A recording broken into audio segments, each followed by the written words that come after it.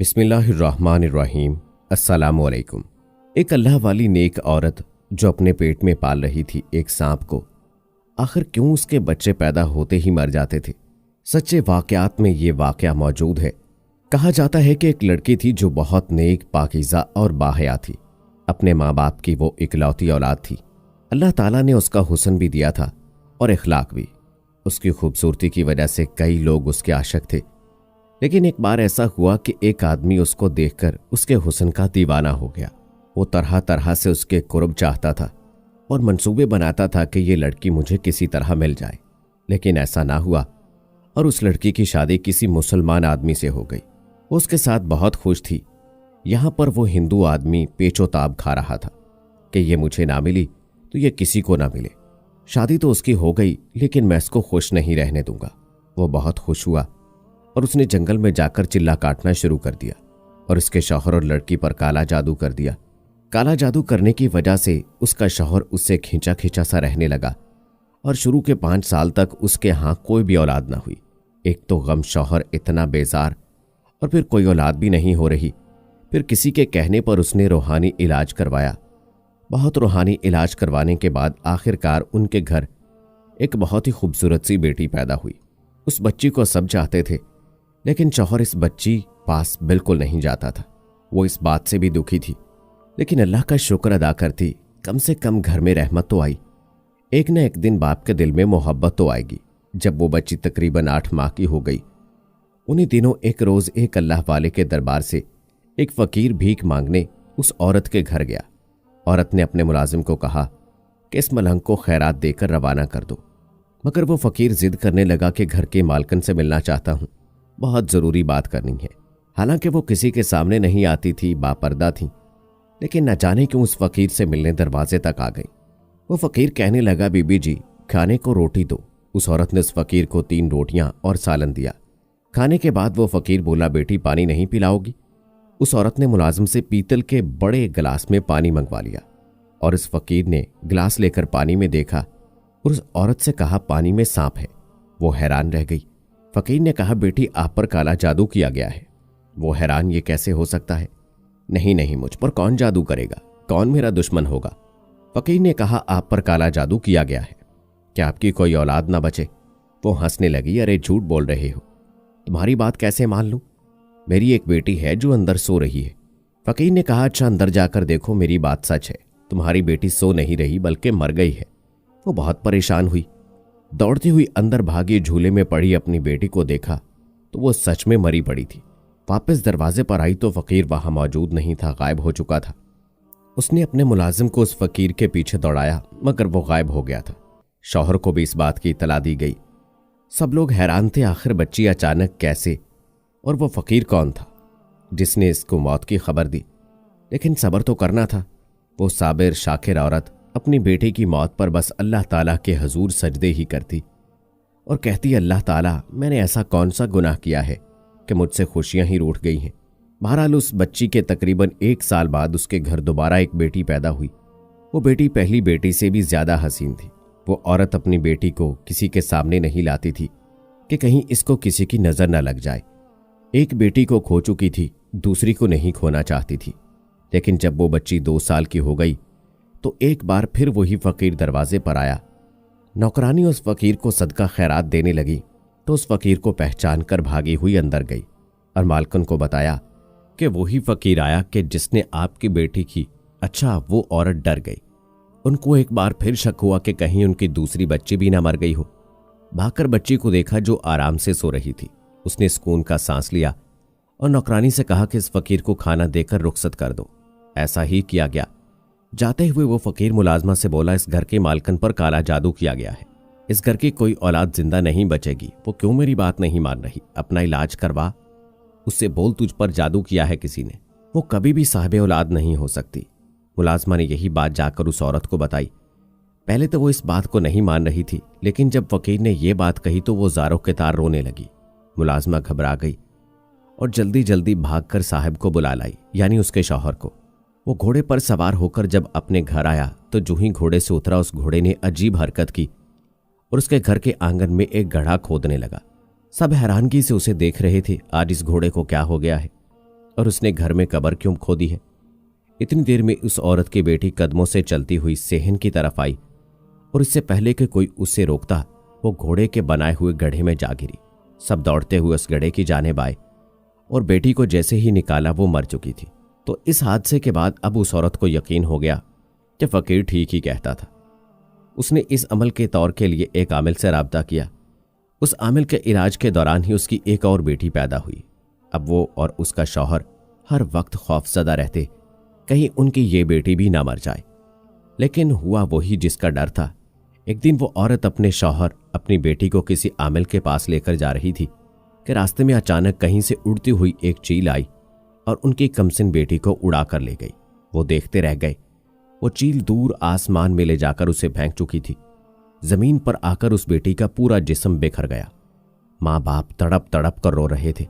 आखिर हमारी बेटियों को इस तरह कौन मारने वाला है, कौन दुश्मन है। वो औरत हर वक्त औलाद के गम में रोती रहती। अपनी आंखों के सामने अपनी बेटियों को मरता हुआ देखा था। एक माँ की बर्दाश्त थी कि वो अब तक सब्र तहम्मुल से अल्लाह ताला के हजूर सजदे कर रही थी। या अल्लाह, तेरी क्या रजा है, तेरी क्या मसलहत है, कौन हमारा दुश्मन है, ये राज क्यों नहीं खोलता।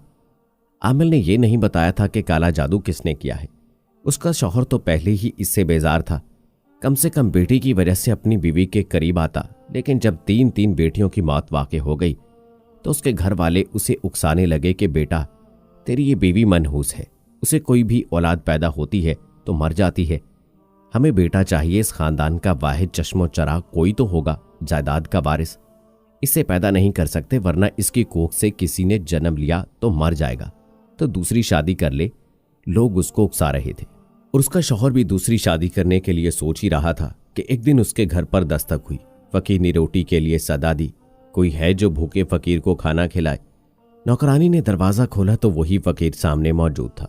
उस औरत को पता चला तो वो दौड़ती हुई दरवाजे पर आई और रोते हुए बोली, अब तो किसी को लेने आए हो, जब भी आता है मेरी औलाद ले जाता है। अब तो मेरे पास तुझे देने के लिए कुछ भी नहीं है, गोद खाली है।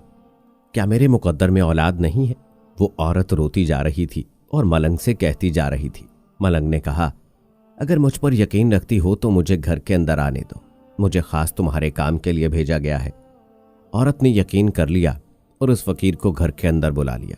फकीर पूरे घर में चक्कर काटने के बाद एक जगह बैठ गया और पानी मांगा।